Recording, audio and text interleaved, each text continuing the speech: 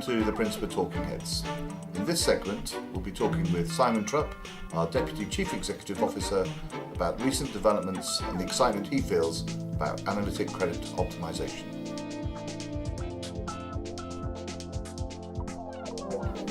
Analytic credit optimisation is the building of a strategy that controls your credit decisions, and it's using sophisticated analytics.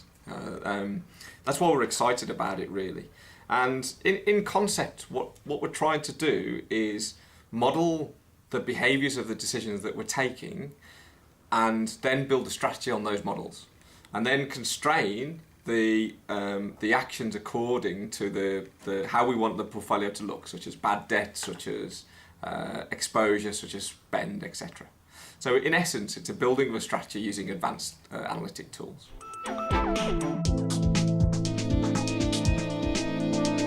The building of strategies and credit optimization has evolved from using basically two areas. Using static models, so static predictive models that predict a fixed probability of debt or a fixed probability of attrition or spend. And then secondly, the use of historic data and just segmenting according to historic profit and then estimating what the strategy would do. Where they've evolved to is actually building and incorporating the effect of those decisions on the actions. So rather than a static probability of default, it will adjust according to the decision that we make. And rather than a static spend or a static attrition, it'll adjust again. So modeling those type things, and then building a decision framework such that we can run scenarios and basically simulate what would happen with a particular strategy and decisions on customers. And then from that we can apply constraints and get a realistic view of what a strategy does on a portfolio.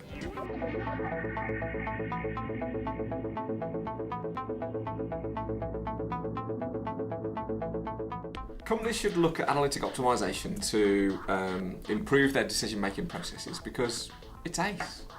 But seriously, it's we've refined our strategy build processes over the years, and it's become harder and harder using static models and using traditional techniques to build a lift over time. The trading environment is extremely difficult. Customers are under pressure. There are fewer greenfield sites in order to make a mark. And so therefore, in order to build and maximize sustainable profit, we need to look to different techniques to do that. And then lastly, the results that we've been seeing using this technique are quite incredible. So for a leading fashion retailer in South Africa, in tests that we've been running over the last year or so, we've been able to increase sales by 15% and reduce bad debt by 10% with one single strategy. So as an example of the type of thing that you can do to constrain within and optimize profit within a scenario and simulate that, the results that we're getting are fantastic.